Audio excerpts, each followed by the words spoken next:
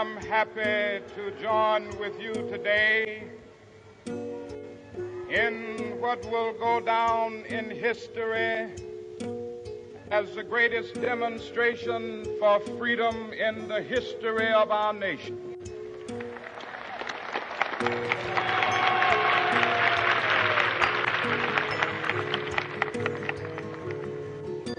As a great beacon light of hope to millions of Negro slaves who had been seared in the flames of withering injustice. I was skipping class one day and senioritis had gotten the best of me. And I saw this guy walking around my school. He was wearing a suit.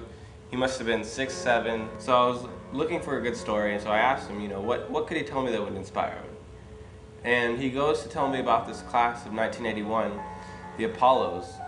In 1977, a new class of students came to Oakland Tech, and these were the first ninth graders that we had had at Oakland Tech since the 1930s. I was a member of the Political Action Committee there at Oakland Tech, and also class treasurer at the time. In the course of the fall of 1979, I brought to their attention that the Martin Luther King holiday in Congress had failed one more time, and it had failed every single year, and it died in committee. It never ever got to the floor of Congress.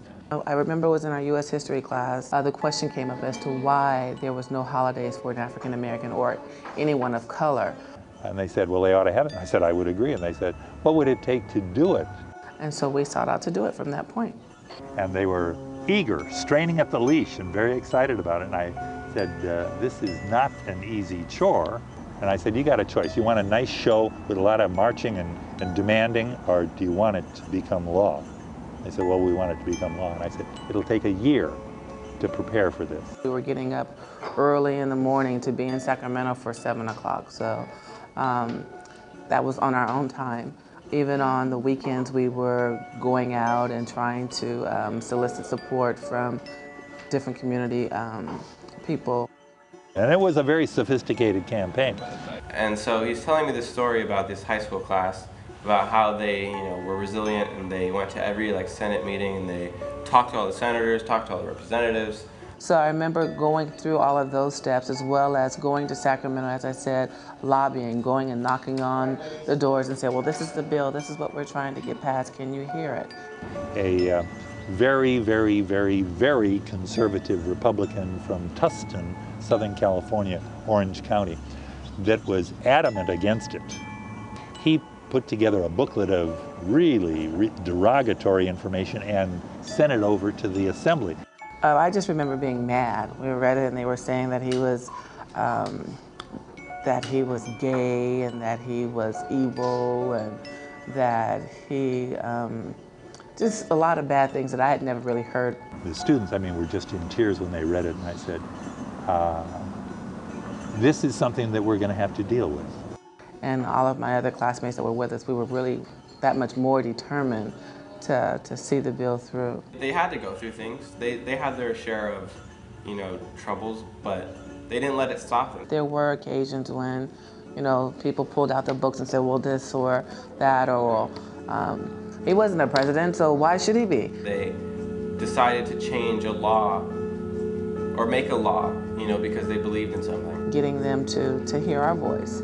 And that in itself was quite an experience too, if you can imagine. At that time I was being really little and small and timid and in a room full of all these politicians who are there looking now at us and wanting to hear what we had to say. One Republican, also from Orange County, told us, he said, you need 21 votes to have it pass. He said, I'm supportive of it, but I'm not going to support it and have it fail.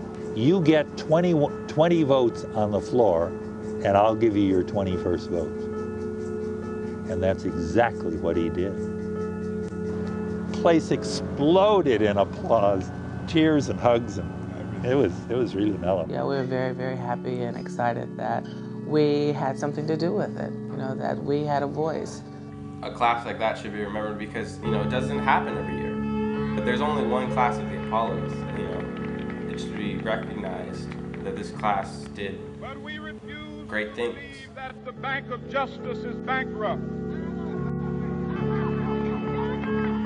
We refuse to believe that there are insufficient funds in the great vaults of opportunity of this nation. So we've come to cash this check, a check that will give us upon demand the riches of freedom and the security of justice.